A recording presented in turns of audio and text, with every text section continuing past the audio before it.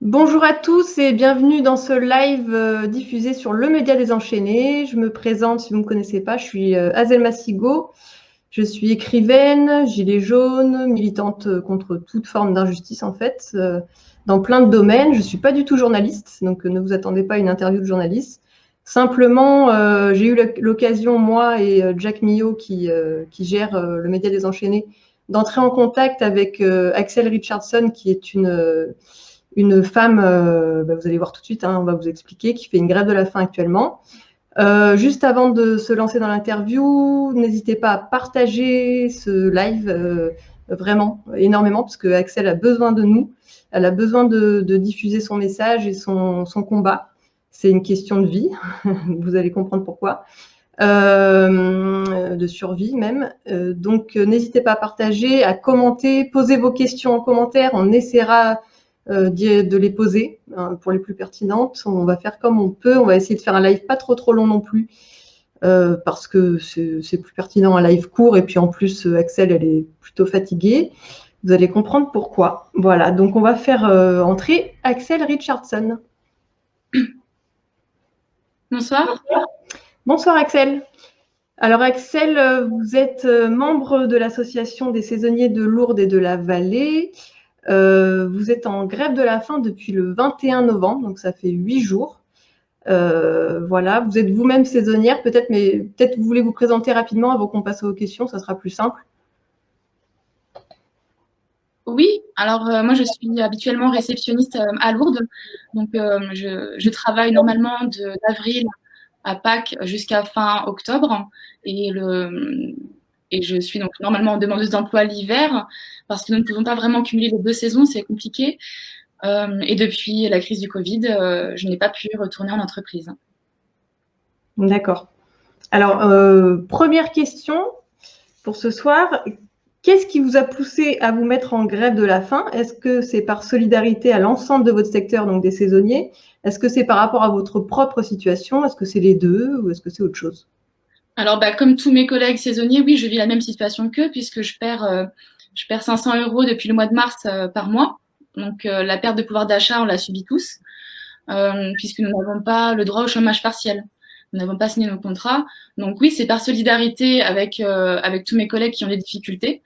Euh, et donc, ce qui m'a poussée, c'est que j'ai eu la chance de pouvoir porter la parole d'un collectif de saisonniers auprès de nos autorités locales pour essayer de faire entendre la détresse de ces familles qui jusque-là étaient passées totalement sous les radars et de réclamer une justice vis-à-vis de notre situation.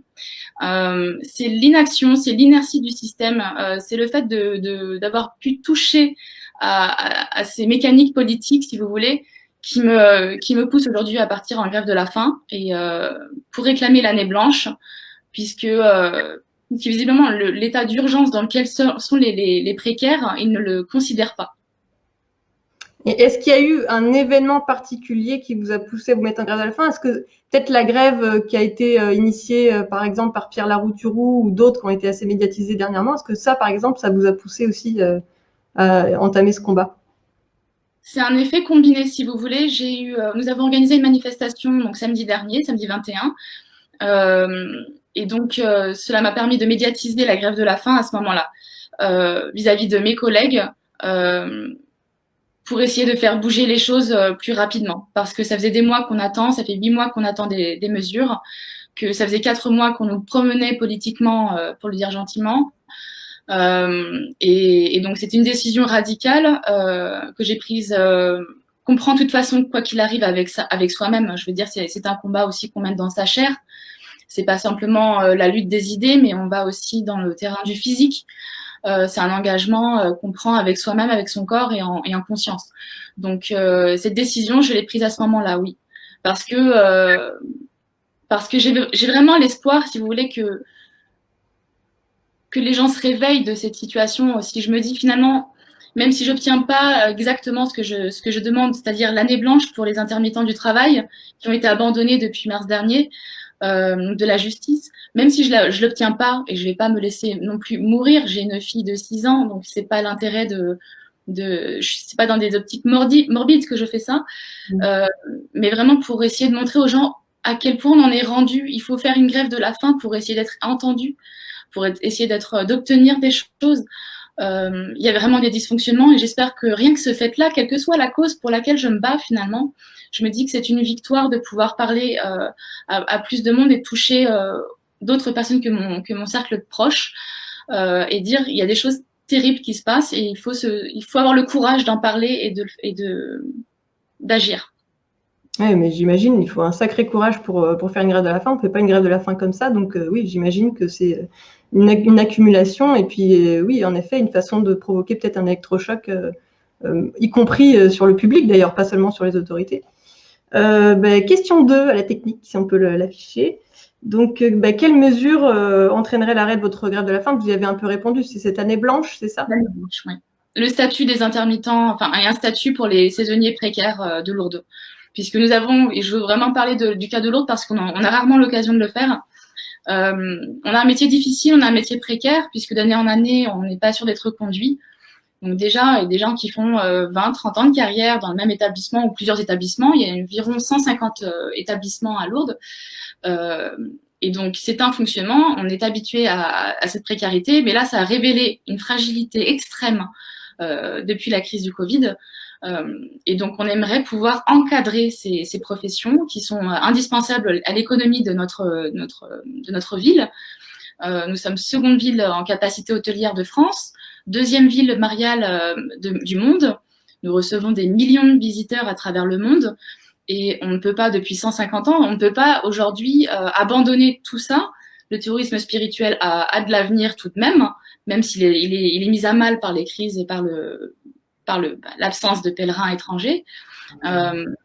Et donc, c'est cette profession que je voudrais permettre aussi de sauver. Donc ça s'adresse plutôt à mes autorités locales qui pourraient permettre ça.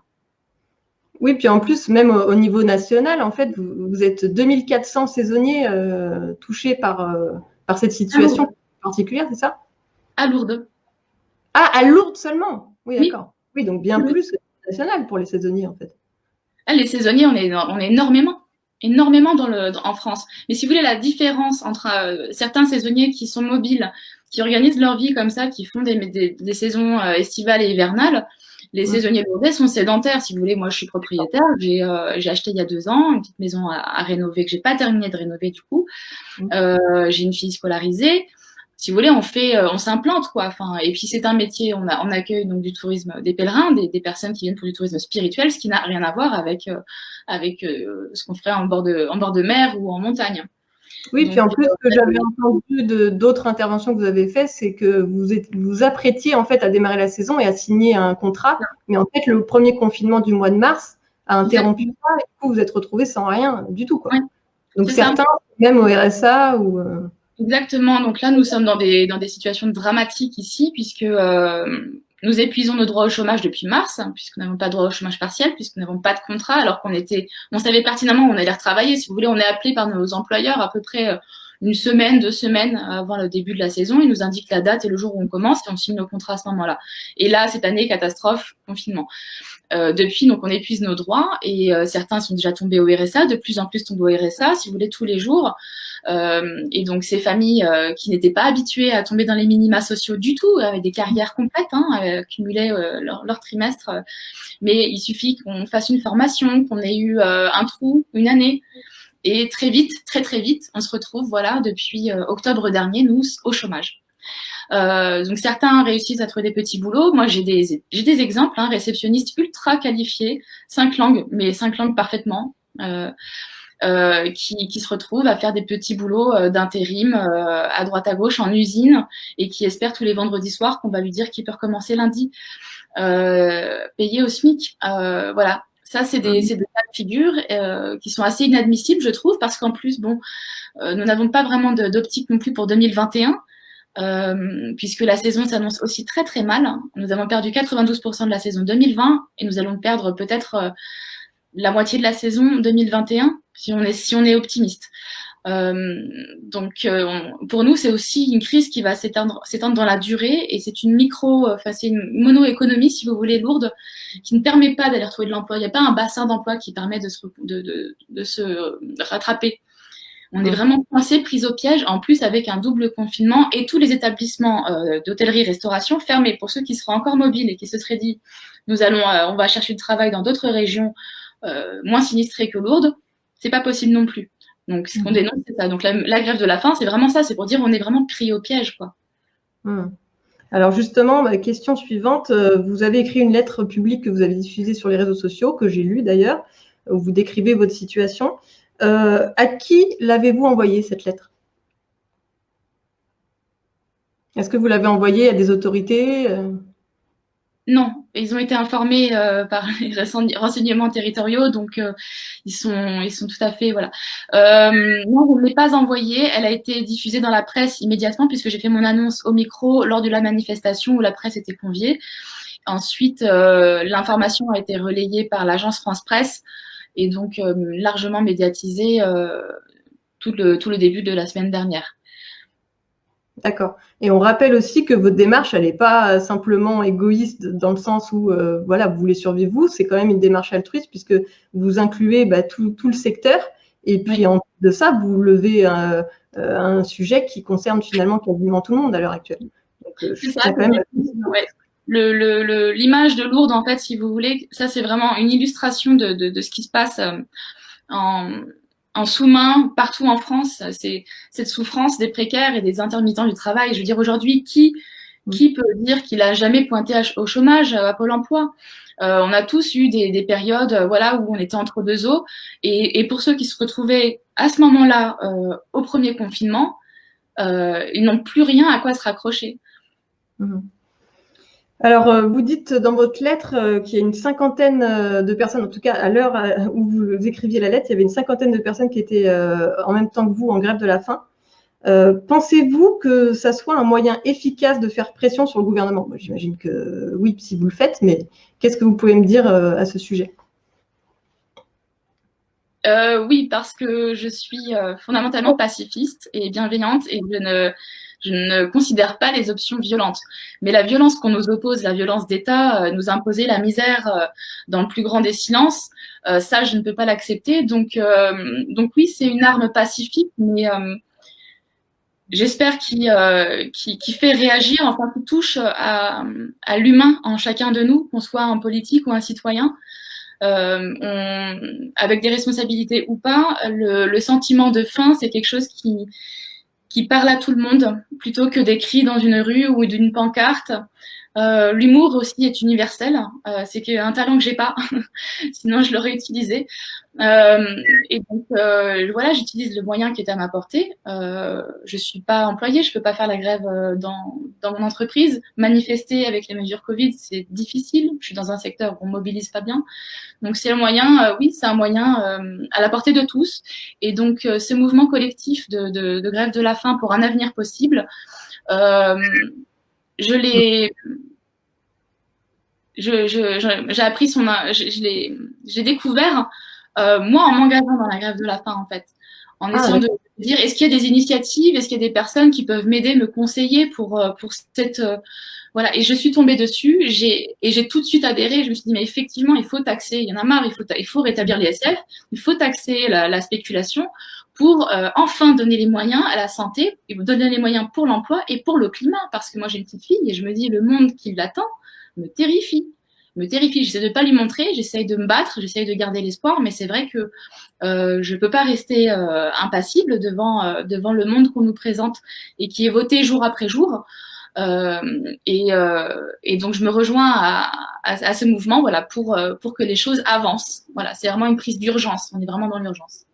Si on peut faire juste une petite parenthèse là-dessus, c'est Pierre Larouturou qui a lancé ce mouvement, c'est ça? Exactement, oui. Voilà. Donc Pierre Larouturou qui est au budget de l'Union européenne, je me souviens plus de son poste exact, mais en tout cas, il s'était mis en grève de la faim pendant 18 jours, je crois, pour demander une taxe sur la spéculation par rapport au budget qui était voté pour le Green New Deal. Donc c'est ce grand plan écologique, parce que tout le monde s'en fiche, alors que le budget est en train d'être voté maintenant, et c'est un budget qui va durer, qui est acté pour 7 ans.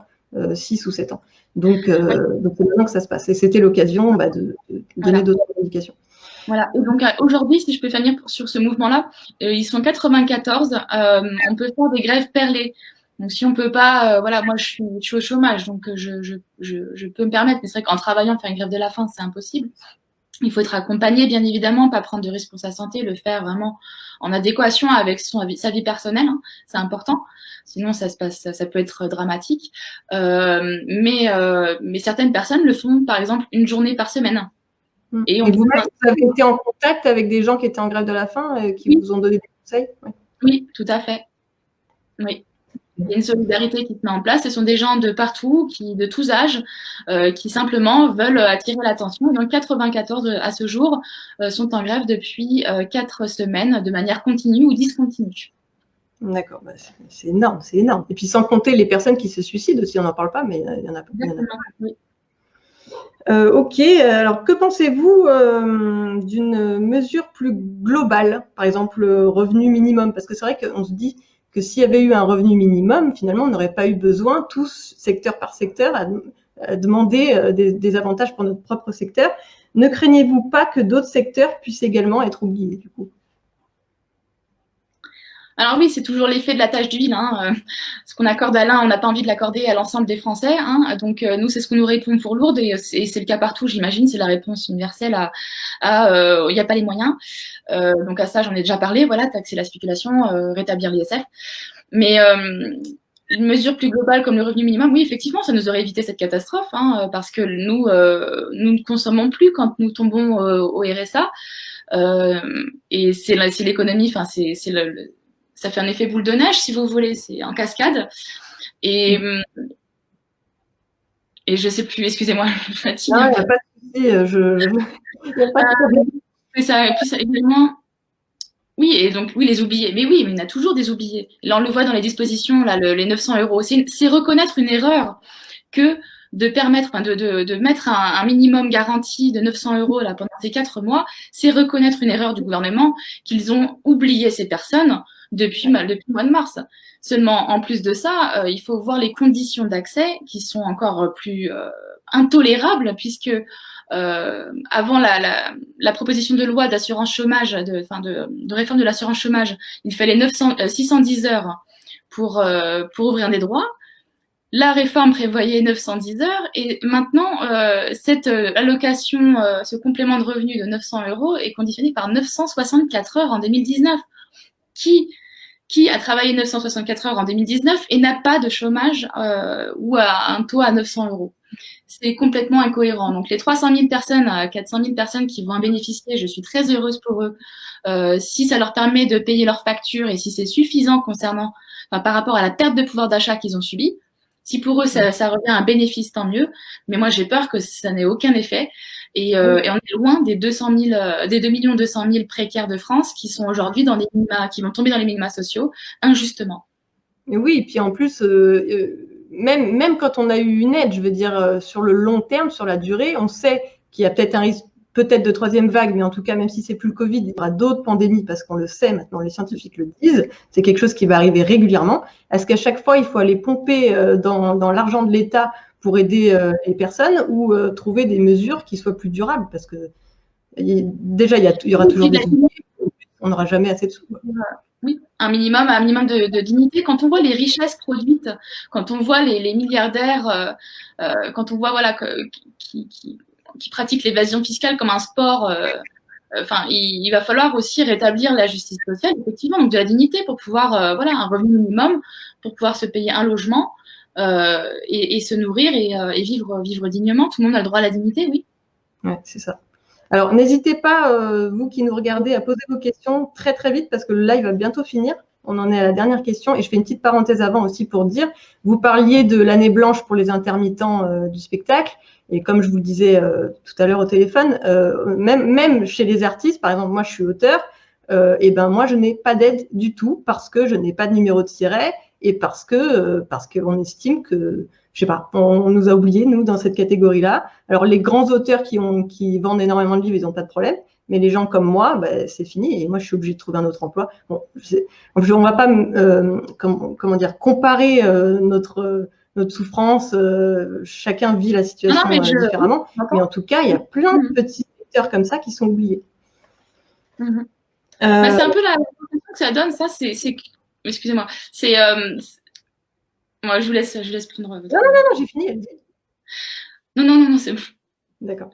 Alors, la dernière question, c'était parce qu'on s'inquiète quand même quand on entend des gens qui sont en grève de la faim. Est-ce que vous fixez une limite de durée? Qu'est-ce qui ferait que vous arrêterez votre grève, quoi? Une bonne nouvelle, déjà.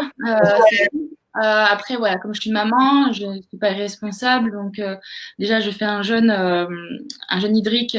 Je me permets des compléments et des bouillons pour pas aggraver, pour pas entamer ma santé. Je suis quelqu'un d'optimiste. J'aime la vie. Je le fais pas vraiment. Je vais pas me faire mal. Voilà, j'ai envie d'aller au bout des choses, mais sans non plus risquer, parce que ma fille a besoin de moi et j'ai mon conjoint, et c'est un pacte qu'on a mais bon, on va espérer que vous n'ayez pas besoin d'abandonner et de rien avoir en retour. Nous, en tout cas, c'est pour ça que je dis aux gens qui nous regardent, partagez, parce qu'il n'y a pas beaucoup de médias qui ont interviewé Axel, ni les autres personnes qui sont en grève de la faim. Donc, il faut vraiment diffuser ce message à fond, alerter nos autorités locales et nationales. Il ne faut pas hésiter à mettre des banderoles dans les manifs. D'ailleurs, vous me parliez d'une manif mardi. Est-ce que vous pouvez m'en dire un peu plus? Elle a été... j'ai pas eu le temps de bien voir le communiqué, mais elle a été annulée, celle de mardi. Donc, je ne sais pas si elle va être reportée. Pour l'instant, voilà, j'attends les nouvelles. Ok. Bon, ok. Eh ben, on vous souhaite que ça réussisse, que votre message soit entendu, au moins que dans votre secteur, vous ayez quelques petites aides en attendant une mesure un peu plus durable et un peu plus efficace. N'hésitez pas, pour les gens qui nous regardent, à contacter Axel, à lire sa lettre publique qu'on a mis en lien dans la description de cette vidéo, qui sera également disponible sur YouTube. On vous repartagera le lien s'il faut. Regardez aussi son interview sur RT France qui était très bien, entre autres, il y en a d'autres. Je ne vois pas de questions. Les gens restent sans voix. Mais en tout cas, on a les oreilles grandes ouvertes, donc on vous a entendu. Et écoutez, Axel, je vous dis à bientôt. On vous soutiendra, en tout cas nous, aux médias désenchaînés, on vous soutiendra. À bientôt, Axel. Merci beaucoup. Merci. Au revoir tout le monde. Partagez. À bientôt.